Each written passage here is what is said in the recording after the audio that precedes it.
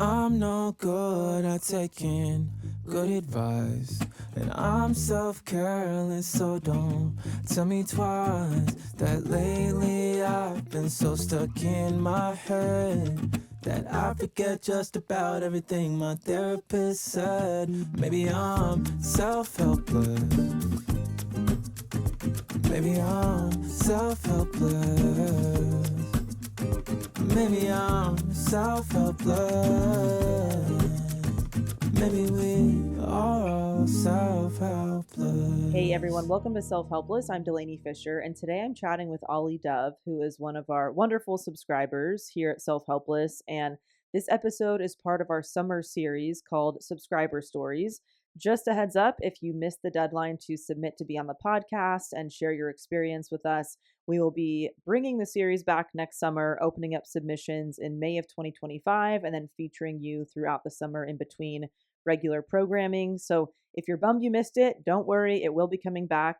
So Olly is sharing about a series of experiences that were traumatic and left her with a tremendous amount of uncertainty and fearfulness. And before these events happened, she had been diagnosed with OCD and had been managing that. So just imagine some of those fears one might have with OCD actually becoming a reality and having to cope and heal and try to ground yourself through that. Some of these things may be hard for some to hear, so just a heads up, there is mention of assault and there is mention of losing someone to suicide. So if you need to skip this episode, we totally understand. So, a handful of years ago, Olly had a seizure that landed her in the hospital with amnesia. And to this day, she has no idea why this happened, and neither do her doctors. Then, a couple years after that, she wakes up in her home to find that she had been assaulted and has no memory of what happened the night before. And that is another mystery in her life that is unsolved to this day. And during that same weekend, her friend passed away.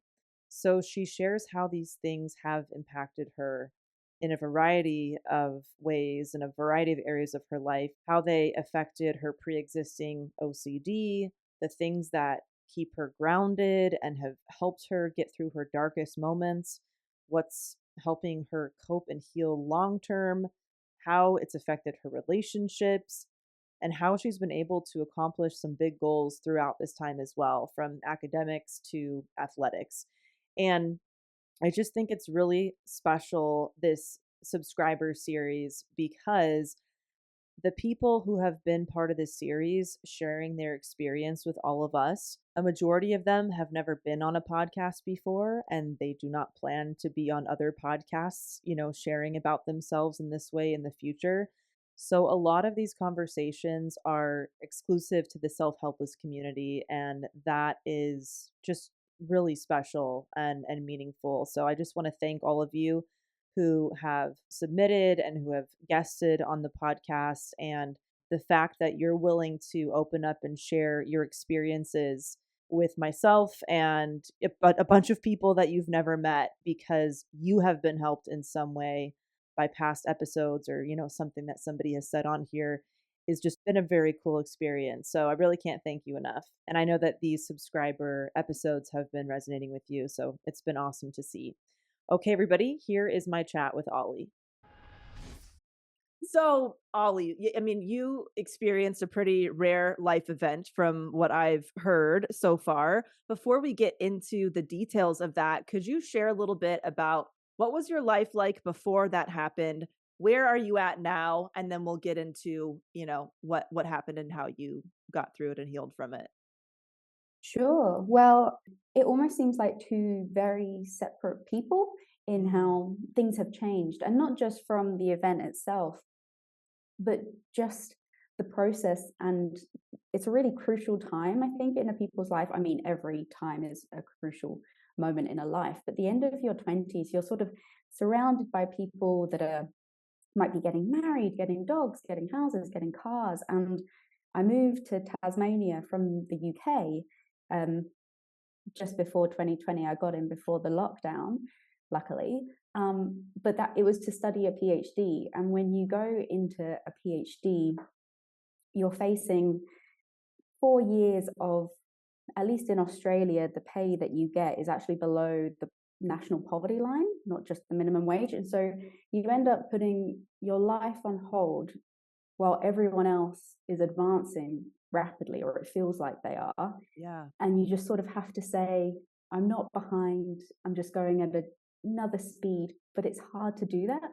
And while I'm now out the other end of the PhD, almost, at least it's submitted, it hasn't been fully, I have to do corrections still. So not quite a doctor, but Almost. almost. Pre-doctor. Almost Almost Dr. doctor. Dove. Yeah, that's pretty Yeah. cool. Almost Dr. Dove of birds. I'm so excited when I can say that for the first time. Oh my gosh, But that's so great. yeah, it's Mwah. pretty funny. But yeah, I'm the same and also very different in the way that I now look at things. And part of that is because of several tragedies and also several high points that have happened in the last few years, and learning to deal with them and come to terms with my identity, who I am, and how I react to the world around me and what I want to put back into it is just what's brought me here, I guess. Would you mind us getting into, you ended up in the hospital, and from what I read a little bit is you woke up with amnesia. Is that right? I mean, It it's like is. something from a movie. I can't even believe that it's real. So whatever you're comfortable with sharing, and we'll go from there. Oh, thank you. It was absolutely my very own 28 Days Later reenactment, because it was the middle of the pandemic. It was pretty much at the peak of COVID. And I was out shopping. I was at the supermarket. I was buying some food for a friend's birthday picnic. So a very happy occasion. Yeah. And I had a couple of bottles of beer in my bag because it was going to be a nice, fun day. And I was walking down the cheese aisle in my local supermarket. And the next thing I knew, I was going into an MRI machine. Oh my So God. what had happened was that out of the blue, with no prior history, no expectation, I'd had a seizure, and it's something I never would have expected to have had. And apparently they told me I never got this part of the memory back. But when I woke up, they showed me my phone, the people who worked at the supermarket, and I saw the date, and the day had been, it was the day after my mum's birthday. And my initial reaction, because I lost at least 24 hours of short-term memory, I thought I'd missed my mum's birthday. And I burst into tears thinking, I'm an awful daughter. How could I miss it? Which my mum was very touched when I said that. But in the hospital, they put me through the scan, then they put me in a room, and then they gave me an iPad. And they said, oh, this is because you're not allowed visitors. So it's how you can talk to people. And I asked the nurse, well, why am I not allowed visitors? Like, Yeah. I mean, I haven't done anything wrong. I'm terrified of breaking the rules. I was like, what? I must have done something, but I hadn't. She said, oh, well, it's because of COVID. And I said, what's COVID? Oh my Because gosh. You had forgotten that there was a pandemic. yeah, not just the month, not just the day. I'd forgotten what was going on in the whole world. And eventually I got those memories back, but it was My very goodness. surreal, very scary. And at the time, I tend to get quite excited about things, or at least part of me does. And so that part of me kicked in, and I thought, oh, look at this. I've got a hospital bed and a room, and I'm getting food. And I sort of played with it and just had fun. And then the longer time went on, the scarier it got, thinking it could happen again. Because that year I ended up going through epilepsy testing, which is you sort of get your hair gelled back and you get all these dots on you. And it's very Stranger Things. It's very uncomfortable, and very sticky. And they did a daytime version, and they also did a version where I had to stay up all night and then do it sleep deprived. And the results essentially remained inconclusive. They couldn't find a reason why it had happened. And they sort of went, we don't think you're epileptic, but good luck out there, I guess, because don't go rock climbing, don't do scuba diving, have a nice life. And I recently went to sea on a voyage, and I had to do a medical check, and they wanted me to get checked again. So actually a couple of months ago, I went to see the neurologist, and he again was like, look, you haven't had a seizure since. Epilepsy medication can have really awful side effects. we could put you on medication and you'll never have a seizure again, but never know if it was because of the medication or because you're not epileptic. So Oh my I've God. decided not to because, as I said, the side effects can be bad. And Right. I want to know if it happens. But I just now have this ambiguous black cloud to live through of, will I wake up in hospital again? And hope that I don't. As far as the amnesia part of all of this, waking up in the hospital, how long did that? I would imagine there's different types of amnesia. I don't know anything about it, but how long did it last? You mentioned that some part of your memory came back, but maybe not others. Or could you just share a little bit about that more? Yeah, definitely. There's a gap from when I was in the supermarket to the MRI machine that I don't remember. I actually took some photos in the ambulance. As I said, my excited self kicked in, Yeah. and there's a photo of my feet. Like I got quite excited about everything, but I don't remember any Yeah. of that. But in the short term, when I was in the hospital room, my memory was resetting every half hour. So I was trying to read The Great Gatsby and I kept rereading. I called my PhD supervisor 3 times to tell her I was in the hospital. And then the Wow. second and third time she went, yeah, I know. And then in my friend WhatsApp group, the people who were going to the picnic, I kept messaging to tell them that I was in. Some of them had been with me. They'd come to me in the supermarket when I'd said, and I later found out that they actually made a whole separate chat because they realized every time they messaged, they were re-kicking. And so by the time I woke up the next morning, my short-term memory was back working again. And it took a couple of days. And then I remembered my mum's birthday and all of that. Oh my gosh, that just seems so terrifying. I mean, I would Mm. imagine it's kind of hard to trust information that's coming into you if you don't remember or know who certain people are or whatever. That's got to be really jarring, I'd imagine. Yeah, luckily, because of time zones and the difference with the UK, luckily by the time I was on the iPad, my family were awake, and so I could call them. And so I talked to my parents, and they told me, and they kept me calm, Mm. and that was all very, yeah, reassuring to have them. And they showed me my cats, and yeah, as I said, I naturally switch into the, oh my gosh, I'm in a hospital, everything's so exciting. But then when I was back home in my very cold Hobart bedroom and I suddenly felt alone again, that's when it hit me what had happened. You had that one seizure, you had no prior like pre-existing condition related to it, no prior like seizures, as a kid, nothing. Out of nowhere, they have no idea why. And that's been it. I'd imagine you're just hyper vigilant all the time. Yeah, I am. And I like to joke that I have a conspiracy theory as to why it happened because the Oh, do hospital share. contacted the hospital contacted the supermarket and asked for video footage because it can help a doctor diagnose you as to Oh, what exactly the seizure was.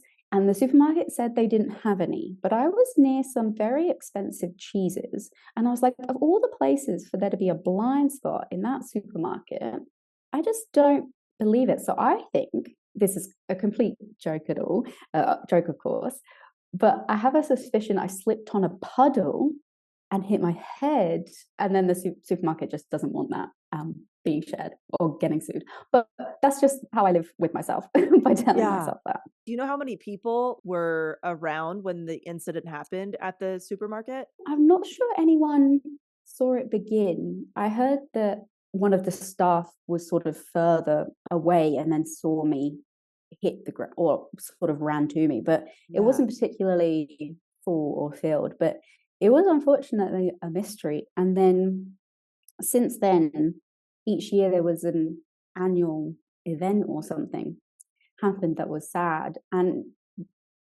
how I've come to think of it, it's say if you hit your knee and it really hurts, but then you hit your shoulder and the pain in your shoulder makes you forget how your knee feels. Mm. That's sort of how things then ended up going. So I mean, the seizure wasn't even the worst thing to happen during my PhD. I'd say it was the third. So Oh my it's goodness. just something that's, there.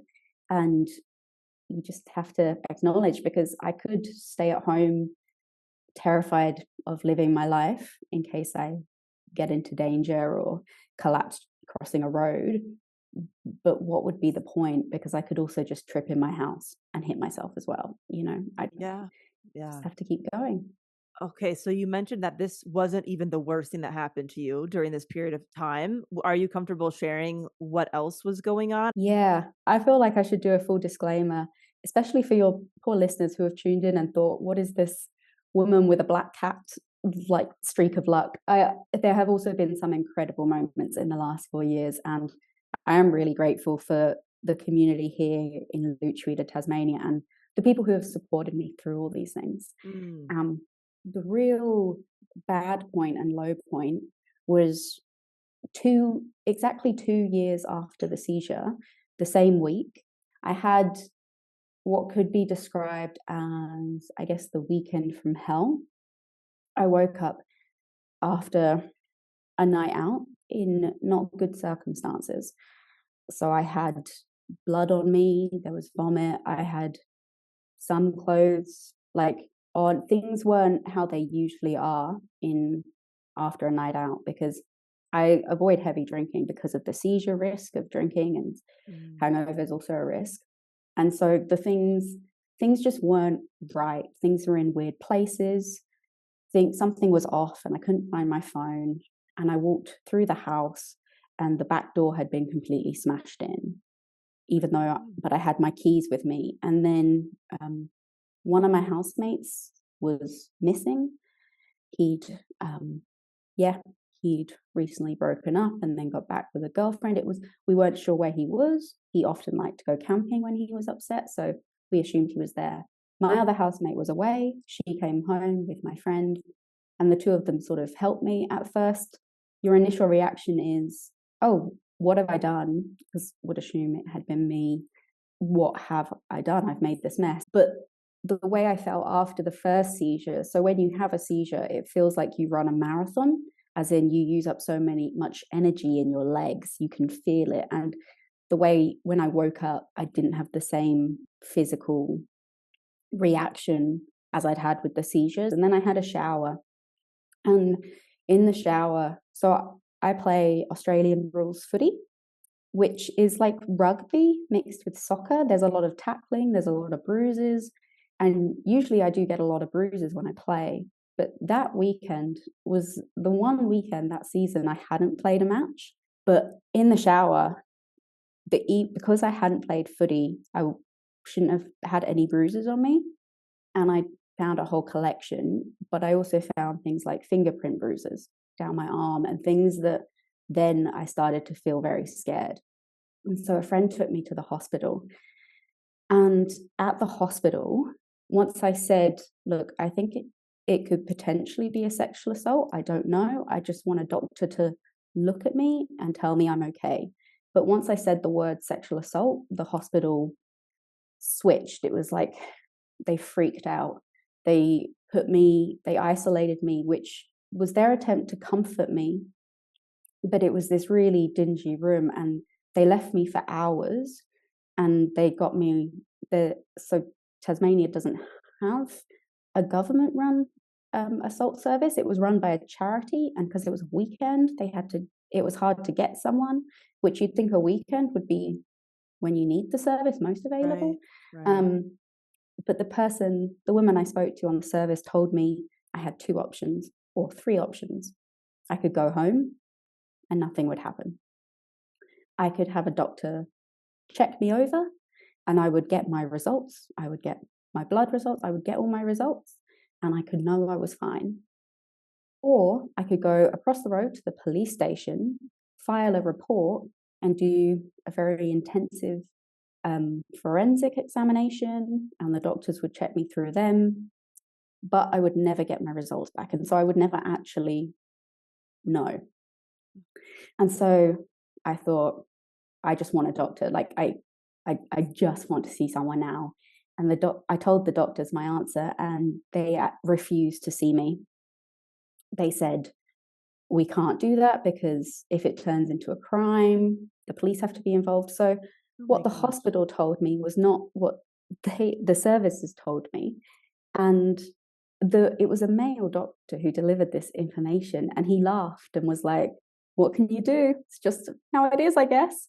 And Oh he my told God. me that they have women regularly come in and ask to get checked, that they turn away because there isn't funding to work out if something happened. They only care if you need treatment. And because I seemed fine, like I wasn't near death, I wasn't worth the expense.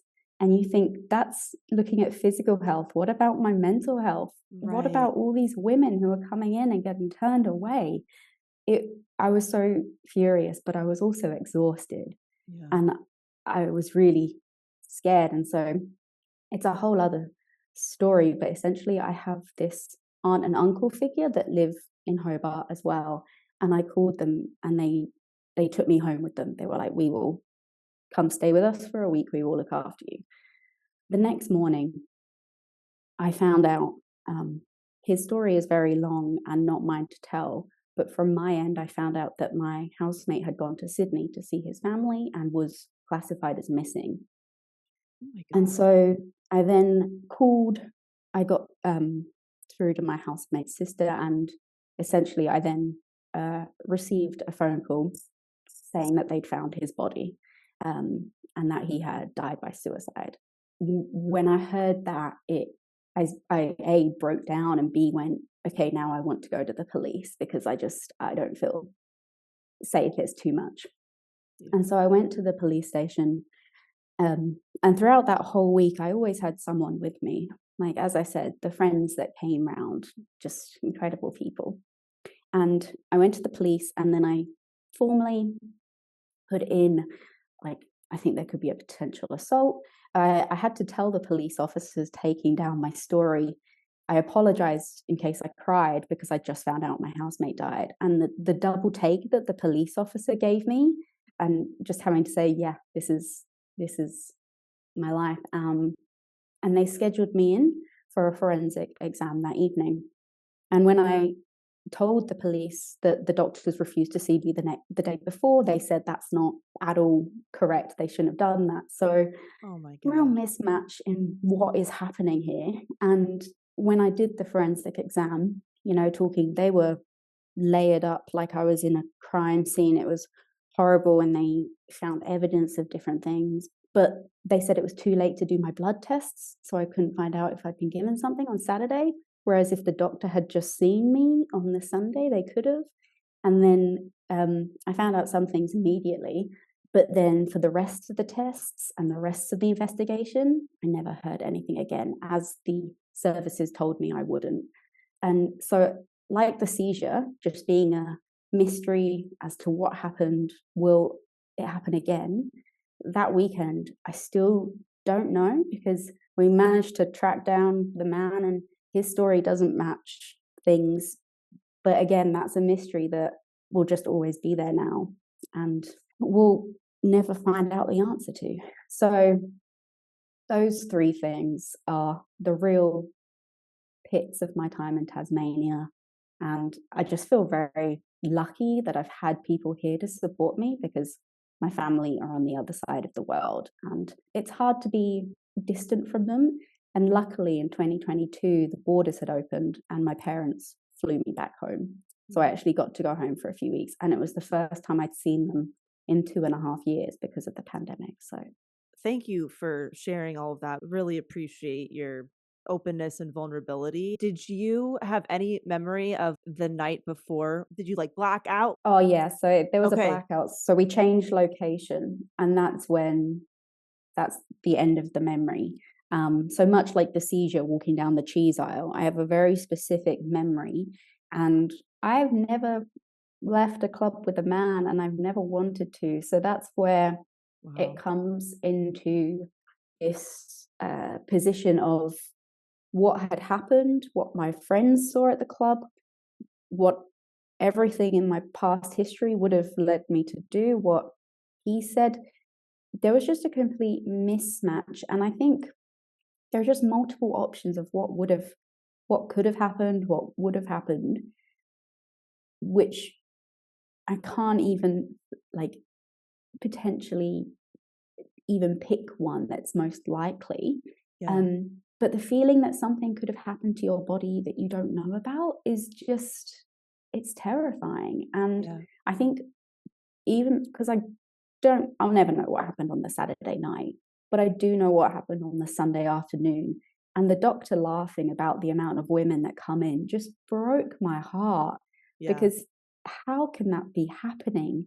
And in Tasmania, up until I'm not entirely sure the specific year, but it used to be a law, an actual law in Tasmania, that you weren't allowed to openly talk about your assault because it could affect the career of the perpetrator. That was Oh my God. something that existed. And an incredible woman named Grace Tame worked so hard, and she was awarded with Australian of the Year a few years ago, and she advocated and changed it. So that's not the case anymore.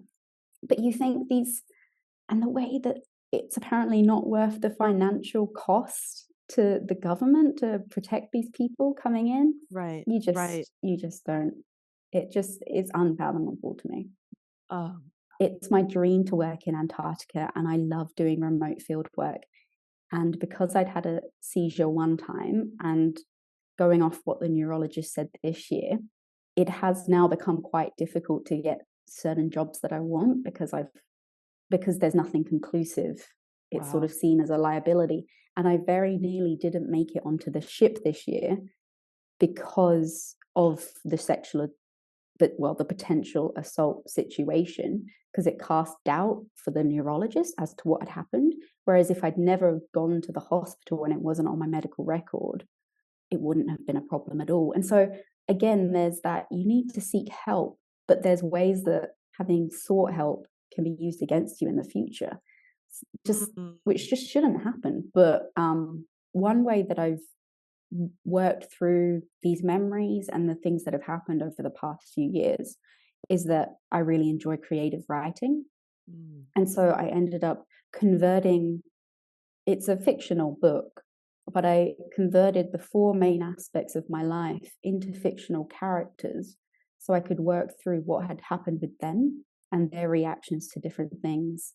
And I found it incredibly therapeutic and cathartic to work through it that way, and to think of myself and to think of my past self as just a character, because it's easier to deal with the seizure and my housemate's death and the whatever that happened on that Saturday if I just think of that person separated from myself. That is past Olly. She's belongs in the past. Current Olly can look back and learn and not do it again and help others not end up in that situation. Wow. Can you speak more about these four different characters, or like how did that come to Yeah. be, and anything that you want to share about that process? That sounds very intuitive and fascinating to do. Yeah. Well, I've always loved writing, and I've always written fantasy books. But at the beginning of 2020, before the seizure, I came up with this idea of having a character and her inner voices be physical and there with her. So I've also had OCD since I was about 12 or 13, which is why some things with the Saturday night incident, there are just things that just wouldn't have done because of how my OCD manifests and things. But I came up with the idea of having the OCD be separate from my body and constantly telling me to do all these different things. And I never really got anywhere with the idea. It would float in and out. But as my PhD progressed, I started to realize that the way I would deal with a busy schedule would be I would just step into different identities at different times. So I had the scientist. So character number one, she is doing her PhD, she's trying her best, but very stressed. Then you've got the presenter. I love being on stage. I'm part of a weekly radio and podcast show. That's what I call science. And I love presenting. I love interviewing. This is actually very surreal for me to be on this this end of the questions. And she's very confident. She loves that, but got a big ego. You have the version of myself who plays footy and does sport and is very enthusiastic, but quite childish. And then you have the hidden self, the one who likes to write, the one who's more emotional than the others, incredibly anxious and a bit fearful of the world and fearful of herself. And I would just have days where I'd start off, PhD self, and then go to do a podcast interview and then go to footy training. And I just weaved in and out of all of them. But my favorite thing about writing the book and seeing how the past 4 years have taught me that none of them are more important than the other, all of them make up the one person, is the way that they talk to each other and the hurtful things and the hateful things they say to each other. Because you often hear the phrase, you would never talk to a friend like the way you talk to yourself. Yeah. And seeing them written down in the book and realizing that that's just, I can't go the rest of my life because before my housemate died in the same year, unfortunately, I ended up writing my own list of why not to kill myself. I was at a very dark place. And a big part of that was because this was before I'd written the book, but it was because of the way I was talking to myself and the internal hatred that was going on, and being able to put it down on page and work through it actually helped me bring something to the surface that I'd been repressing. And I will not at any point claim to be a good writer or that the book is of a high standard, but my plan is to release it as a charity fundraiser in the hope that at least one person reads it and it helps them treat themselves kinder. Were you doing anything before you started doing that for yourself that helped? Or was that the first thing that, wow, this is really helping me look at things in a different way? I wrote the book actually at the end of last year, so it's fairly recent, but I'd been thinking about it for a long time. But in the month before my housemate died and there was the incident, I'd realized that I was spending too much time in bed crying. My social anxiety really increased. I came out as well a couple of years ago as bi, and some family did not take it particularly well and got cut off from them. And so there was these different reasons why I was just getting more and more unhappy. And I'd seen a university counselor, but it was sort of a one-off session and not much had been achieved. They weren't particularly good, unfortunately. But I thought, no, I desperately need professional help because otherwise I don't know what's going to happen. And so I started the process of applying for a psychologist. And in Tasmania, at least, you have to have an appointment with your GP before you get approved for that, for some sort of financial assistance to help pay.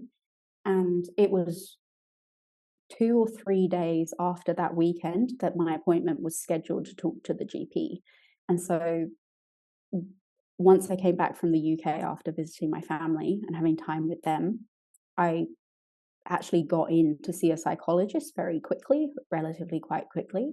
And I saw her for 2 years. I've only recently stopped. And I like to say I passed therapy, even though you don't really pass therapy. Graduated.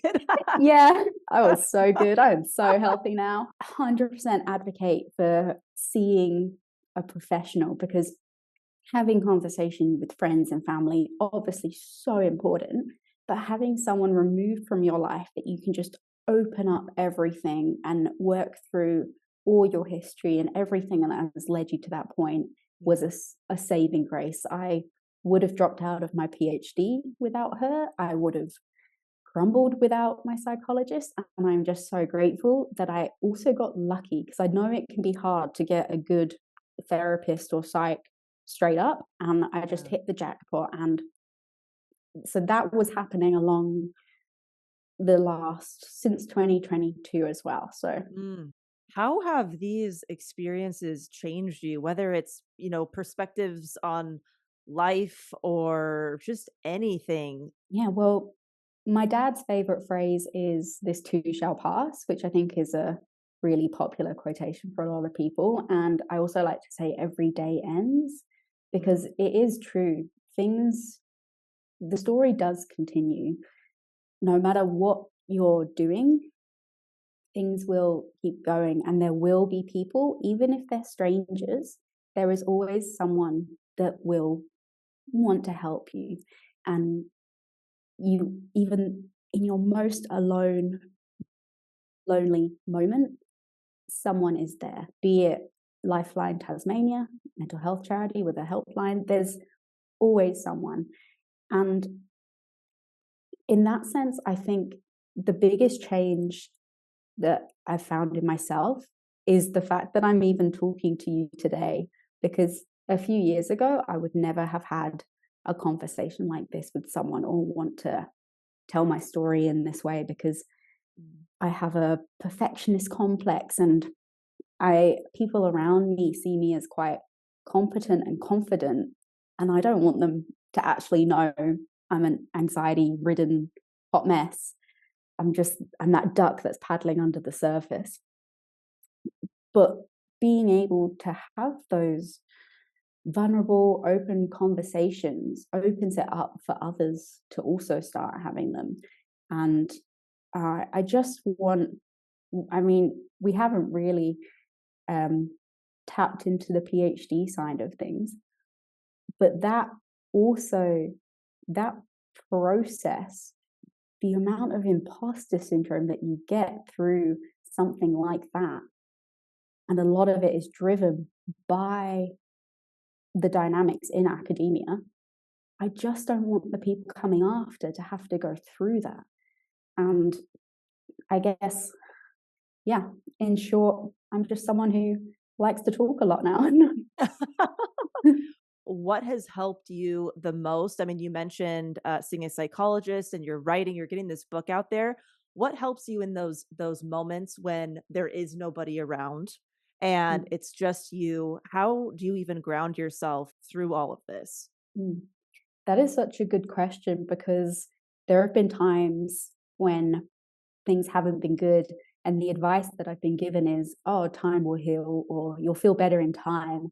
And I actually, while it's true, I also hate it. I see you shaking I your head as hate well, that quote. because yeah, Yes. exactly, Yes. 100%. Because Not my right favorite. now I don't have time. I can't just magic up time. What do I do in the immediate? Right. When I'm in a dark place, when I'm hidden under my covers and can't get out. And in those moments, in the past, I've been, "Oh, I can't eat chocolate now," or I don't have a high income, I can't get a takeaway, or I can't do this, or I have to be productive at every hour, I can't watch TV. And I think being kind to yourself and just letting the day pass and doing whatever you need in the short term to feel good. Whatever had to get done today, tomorrow is just as good a day to get it done. Look after yourself and do whatever is going to make you smile in the short term. Be whatever that means for you. Some people like running. Some people like binge watching Gilmore Girls. Both are very valid. Yeah. And just Right. do that, just realizing that you're a human being, and your mental health and your emotional welfare are just as important as anything physical and anything on your to-do list. Yeah. That is a really key thing to remember. Absolutely. Like sometimes you just got to do whatever it takes to get through the day, those days, Yeah. those real or those tough periods of time. And what you need right now might not be what you need in a year or 5 years or whatever. And that's okay too. So you mentioned that you ended up coming out as bisexual to people in your life. What made you want to share that finally? Was it the fact that you felt like life is too short not to be your authentic self? Anything that you want to share? That is pretty, pretty spot on actually. I think it was the seizure. So I'd suspected I was queer since I was 18, I think, but I also was in an environment, not my immediate family, but in the world. And I grew up in a church background. And full disclaimer, the church I went to during my undergraduate was very inclusive, but it was still also incredibly heteronormative. And I hated myself that I could potentially be not.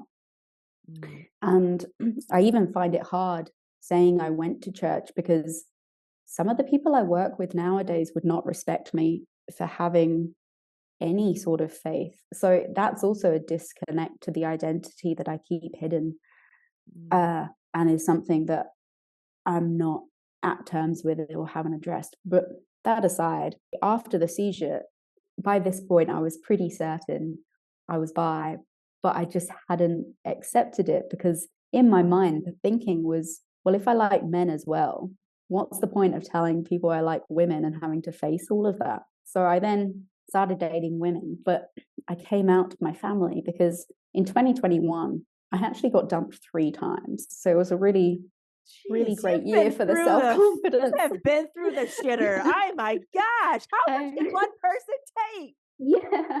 Oh my goodness. Like, this is why I say at times I have the soul of a black cat, it feels like. But there were also really high points.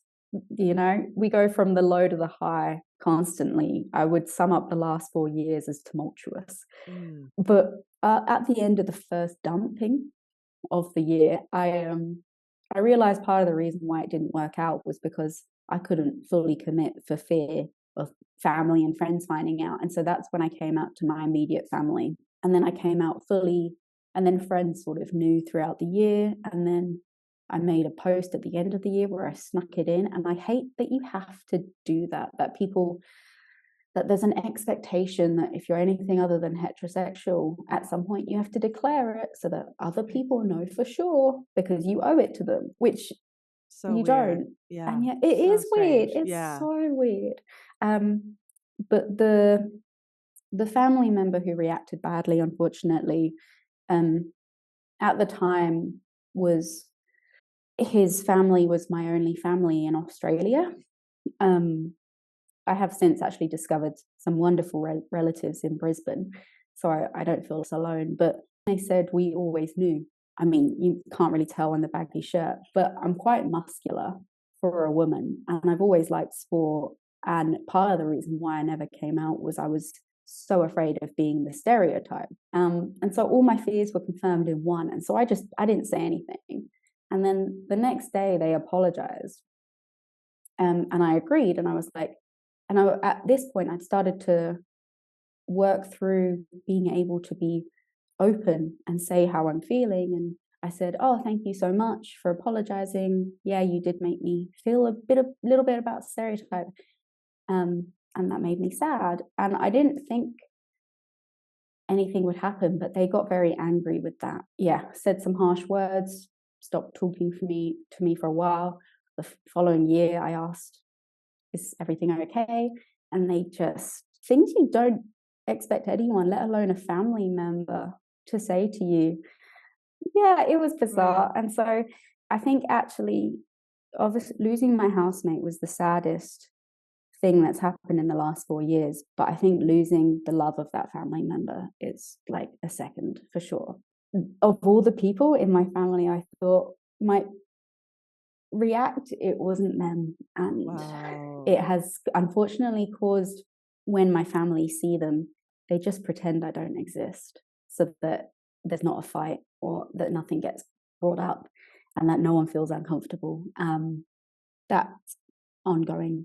Everything that you have shared makes me think of did an episode recently and someone was talking, I think her name's Najwa Zabian. She's a writer and really talking about the changes that you don't choose. The change that you don't choose in your life is very different than the changes that you choose. And it just seems like there's so much change that you did not choose, jam-packed into this last few years, that I'd imagine it can be hard to kind of find your footing. Would you say that the pursuit of your PhD in education has kind of been something that has kept you grounded? Absolutely. The PhD and that's what I call science together, I think, because I'm now a co-manager and a weekly host of the show.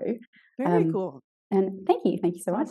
Awesome. But when you have immediate jobs, say I had a fieldwork trip to prepare for my PhD, I ended up doing 6 months worth of field trips. So I was on an island for up to 5 weeks at a time. And when you've got a team to organize, be the fieldwork team or the podcast team, you have to be competent, you have to be organized, you have to be switched on. And part of the way I've dealt with these up and down moments of the last few years is just by keeping busy, which is I don't necessarily recommend as a coping mechanism. Being able to release it through creativity and my psychology appointments would definitely better than the busyness, because it was just too intense. And the fact that I managed to put off getting burnt out until the very end is, I don't know how I managed that, but if you would wake up, you'd have your day ahead of you, and you just have to keep going. You have to do this, then that, then, and there isn't an option. And with the PhD, if I don't pass my PhD, I can't get the next visa, and my current visa becomes invalid, and I have to go back to the UK. And I love Australia. I adore this country so much. It was the visa that I just couldn't risk losing my life here. And so I had to keep going. Oh my gosh. It definitely was that thread that kept pulling me along. Yeah, because I was like, how in the world were you able to get a PhD through all of this? It's unreal, but that makes sense. There was kind of no choice for you. You felt like you didn't have a choice if you wanted to stay. You mentioned that there's been a lot of high points throughout the last few years. Would you mind sharing a little bit about those?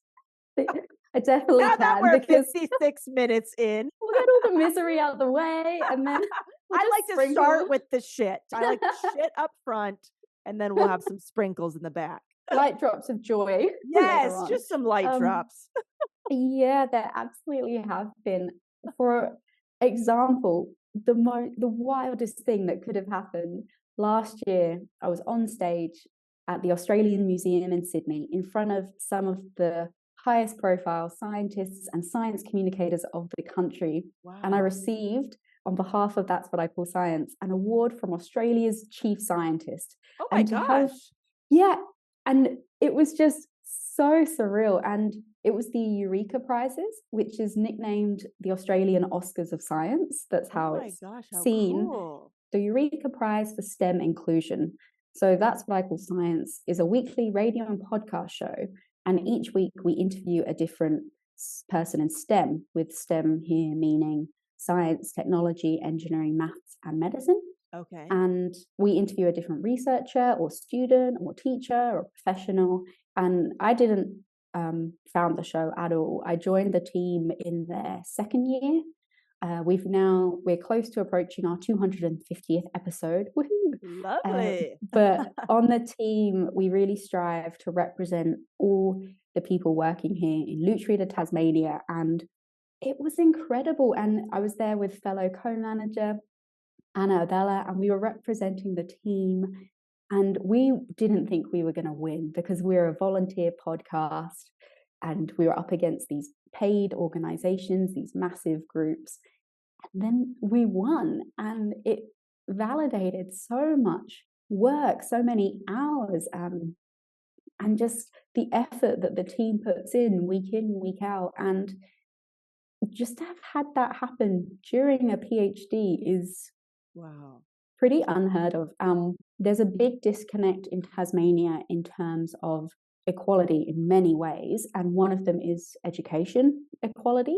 So a lot of the resources end up here in the capital, but the state has 2/3 functional illiteracy, and yet they also have the highest number of scientists per population. So there's a big mismatch. And one of the main problems is that a lot of information is kept behind paywalls and is gatekept. And even if you have access to information, it's still gatekept behind jargon and hard language, and it's just not accessible. And so on That's What I Call Science, we want to give people in STEM a chance to share their work directly with the general public. We're on 15 community radio stations and then internationally on podcasts, and being able to just give them the opportunity to directly share what they're doing in their own words without having to do anything fancy schmancy so they get a reference in the nature paper or whatever. And yeah, and so that's what the award was, for recognizing the hard work of the team over the years and for trying to make STEM more inclusive for everyone. That is so cool. Well, congratulations. That sounds Thanks. absolutely amazing. Any other highlights that you'd like to share? I mean, that's a pretty big one. Mm.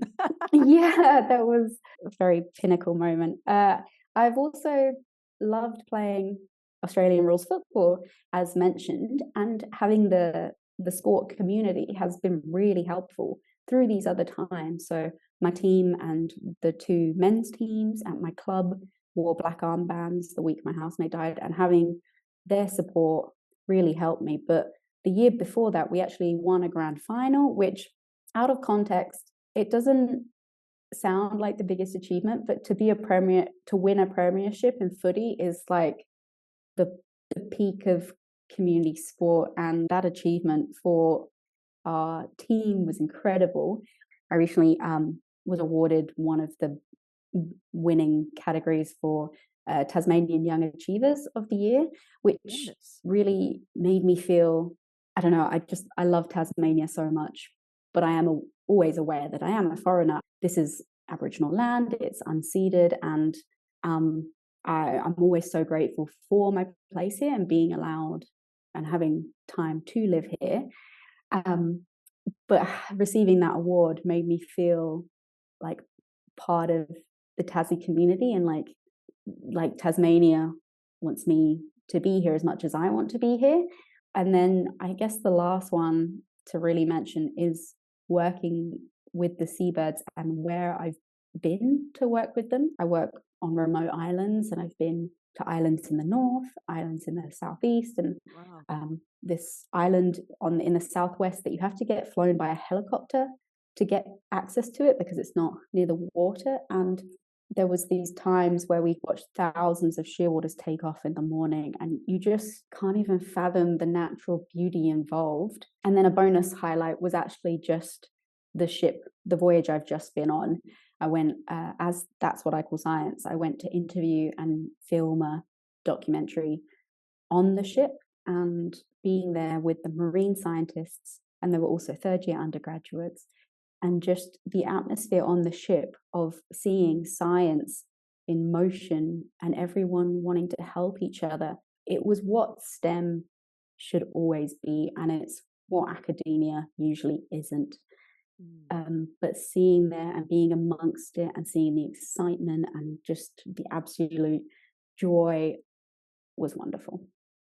So Yeah. cool. It's interesting because those accomplishments that you've mentioned, let's say if somebody were to, see some of your posts on Instagram, right? People might not know all of the things that you were working through at the Mm, same time amidst all of the highlight reel, let's say. This is why I love podcasting so much, because I feel like it's the opposite of Instagram. It's like the opposite of the let me curate my perfect life and serve it to you on a platter. It's like, no, we get into the real shit. And yes, of course there's going to be highs too, but the reality behind what you were also working through in order to be there for these really cool things is just unbelievable. Yeah, I yeah, mean, that it's is so just true. I often think about that because I reckon if someone looked at my Instagram, they would think she's never been unhappy. And writing the book, writing Dr. Imposter, it's my way of showing you can be absolutely having a wonderful time, but you can also be hurting at the same time. No right. one's life that you see is actually ever 100% perfect and happy as social media may lead you to believe. Right. We're all living this tumultuous life of existence. Were you always this ambitious before this like series of complex trauma came into your life? Or do you think it's had an impact on your ambition and your drive? I mean, there's something called trauma drive, right? So I'm just curious about like your relationship with work and ambition and success throughout all of this. That's such a funny question. I was actually telling a friend the other day, about when I was 9 years old. I was really sad that I was turning 10 because I hadn't yet finished writing a whole book. I was like, how am I already turning 10 and I haven't finished a book yet? Oh my And gosh, then, wow. So the and then answer is when you've always been yeah, ambitious, I guess. I've always been this. And when I was 12, I was thinking, how am I already 12? I haven't achieved anything yet. As a 12-year-old, I was Wow. thinking this, and I Googled how I was feeling, and it said symptoms of a midlife crisis. Oh And my so I gosh. did the maths, and I was like, okay, well, if I'm 12, that must mean that my full life is 24. And I went to my Oh, parents and I went, think I might die at 24. And my oh poor my gosh. parents were like, what child is this? What? No, you're not. Yeah, so 24 has always been a key number to me. And when I turned 25, I said to my mom, oh, I was wrong. And she Oh went, my yeah, I know. Stop saying it. thank goodness. Oh my gosh. Yeah, I've always been like this. Yeah, it's a blessing and a curse, I would say. I mean, where do you think that comes from? Like as a kid, I Mm. mean, what influenced you to be that ambitious already? I can't imagine at 9 years old being that you haven't written a full book yet. Oh, I don't know because my parents never put pressure on me. They were incredibly supportive. My mum was a teacher and would help, made sure my brother and I had really good educational resources and opportunities. And I'm so grateful for her. And my dad actually worked in radio, coincidentally. When people find that out, they're always like, oh, that's why you're the way you are. But neither of them were particularly like, you've got to do this, this, this, this. And I guess I was a younger sibling. So you've always got that.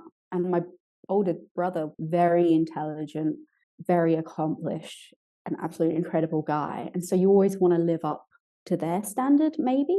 But I've always been so aware of how little time we have to live.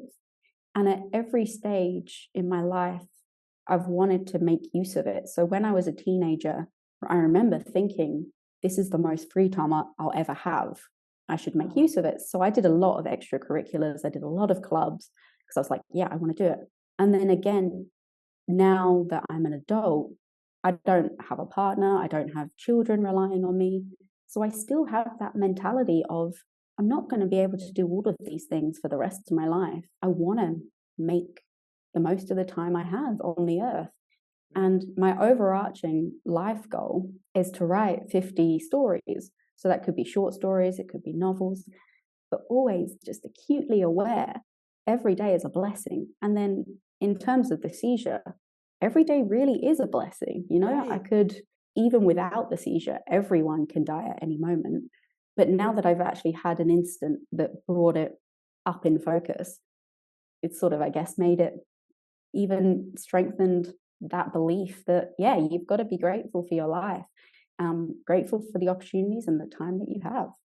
Yeah, it's amazing that you had that awareness at such a young age, and then you Mm. experienced so many things that confirmed that life is short and you have to, be present and do the things that you wanna do.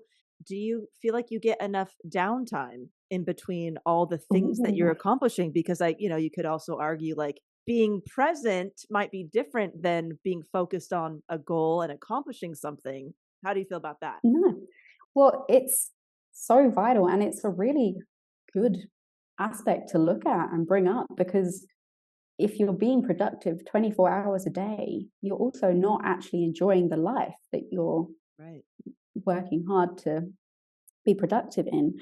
So I often try to schedule in time to be Yeah, downtime yeah. because if I know I have a slot where it's like, okay, you do nothing, or every now and then I'll have a day where you do nothing, not even laundry. Like, and my dad was actually um, really good with this because my parents sort of saw how I was very young, and my dad told me that one productive thing a day is enough. Like, Mm. and so even if I have just done a very small thing, like cooked dinner, that is still enough. Um, and then another part of me is like, yeah, but I could do this, this, this. But that's probably why I love writing so much because it's productive, you have an output, but to me, it's absolute joy. Like I will disappear into the words and it doesn't feel like work. It's like knitting, but with words. You Yeah, just I love that. it is to me it is relaxing in its own way and it's almost like it's a pleasure. Say if I get 2 hours in the evening where I can spend it just on my books, that to me is an absolute joy and really helps calm me down. So even though technically it's cheating because I'm still being productive, I say it's also counts. Oh, I'm glad that you have aligned your joy with your accomplishments. Curious to know if any of these experiences affected your OCD at all. You mentioned that you had been diagnosed with OCD. Anything that you Mhm. want to share? Yeah, it definitely did. The PhD in itself did, absolutely, because trying to combat that imposter syndrome, the way my OCD is, I'm very obsessive with checking and I have some mental rituals, and it really brought out the different things that I did. So it's like people won't notice my science is shitty if everything's organized really perfectly, and in that sense. But with the Saturday event and not knowing what had happened that night, I'm very obsessive and unfortunately compulsive when it comes to leaving houses and locks and checks and having things in a certain way, which is why, having a smashed in back door, you're like, and that was left open overnight. Because my initial thought was, even if I smashed it, I would never leave it open. Like it's just, and so after that, it got very much heightened because of the uncertainty of what happened. It meant the only thing I could control was making sure that what I do now, going forward, and it is always so annoying at times, the OCD, and across the last 4 years, it sort of contributed to some quite severe social anxiety, not being able to function just from the most minor of interactions would send me spiraling and in a horrible state of mind, which I'm thinking of the friends and family that will listen to this podcast, having never heard me say these sort of things. And to all my loved ones out there, I am okay. Please know that. But while I was offered medication for the OCD, when I started seeing a psychologist, I said no, because as much as my OCD makes me infuriated with myself at times, I also love it. And the fact that I am able to or co-manage an award-winning podcast alongside a PhD, and we co-founded a not-for-profit and also do all these other things at the same time.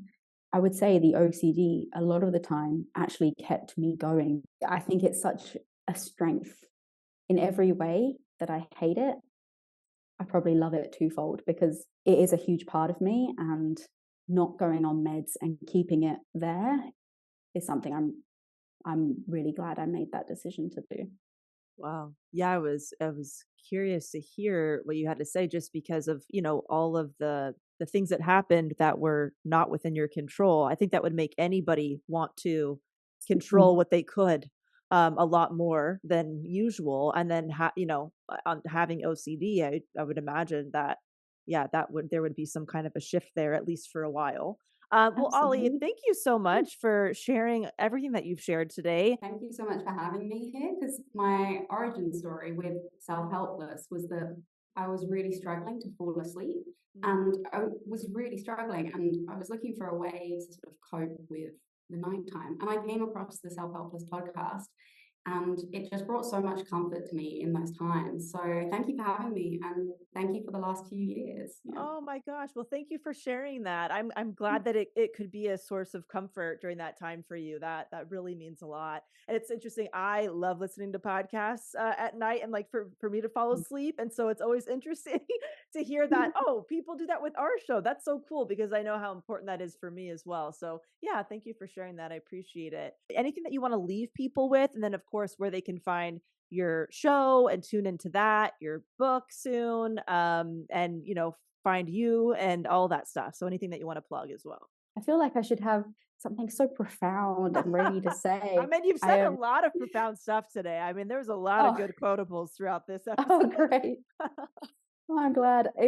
Actually, before I came, before we started, I was getting nervous. I was like, what if I forget something? What if I don't remember this? And I was like, Ollie, you can't be an imposter about your own life. Right. And so, Exactly. yeah, you are you are you. And I guess I hope everyone listening out there knows that every part of them is special and wonderful and makes up who they are, and that by not hiding things that they might find quirky or things that people might reject them for is not worth the time at all. Because I think I realized during writing the book that I think I could cope with and I could live with being disliked by others, but I cannot live any longer by being disliked by myself. And it's just what you gotta accept and love. But in terms of plugging, so everyone should go and check out That's What I Call Science, thatscience.org. Confusingly, there's two S's in the middle, thatscience.org. But if you type in That's What I Call Science, you can find us on Google, Facebook, X/Twitter, Instagram, and LinkedIn. For updates on the book, it's going to be coming out next year in April 2025. But you can just follow my Instagram at Ols_Dove. So that's OLS_DOVE, like the bird. And hopefully when the book comes out, it'll be Dr. Olly Dove, but we'll see. All right, you can go let Olly know how much you appreciated this episode over on Instagram at OLS_DOVE. And if you want to know when we open submissions again for the Subscriber Stories series, you can sign up for the Self-Help list, which is our email list over at selfhelplesspodcast.com. And you'll also get a little welcome gift with some favorite quotes from the podcast throughout the years upon signing up. It's all free, of course. And our email list subscribers will be the first to hear when submissions reopen. And what Olly said in this episode about her book and the way that she created these characters in order to help her process things, it reminded me of the episode I did with M. Schultz about overcoming stage fright and the process of creating different characters that really helped M. So I'll be sure that episode is linked for you in this episode's description. And I'll also have any episodes that we have about OCD and PTSD, those types of things linked for you as well. So feel free to check out the show notes for related information. And I think this episode just really drives home that you never know what someone is going through, even when accomplishments are happening and maybe things are looking really good on the gram. We all have these highs and lows that we're experiencing. So if you're going through something tough, I hope this episode has made you feel less alone, and be sure to reach out for help if you need it. Some resources for you. The National Sexual Assault Hotline is 800-656-4673. Again, that's 800-656-4673. And you can dial 988 to reach the Crisis Lifeline. Again, you can dial 988. All right, everybody, sending lots of love, and I'll talk to you soon. Thank you for tuning in to Self-Helpless. You can find our brand new merch, Patreon community, and other fun goodies at selfhelplesspodcast.com. We'd be thrilled if you left an Apple Podcast review, shared this episode with a friend, or post about it on Instagram and tag us at Self-Helpless Podcast so we could repost you and say hi. As an independently produced show, we sincerely appreciate your support. Thanks, everybody.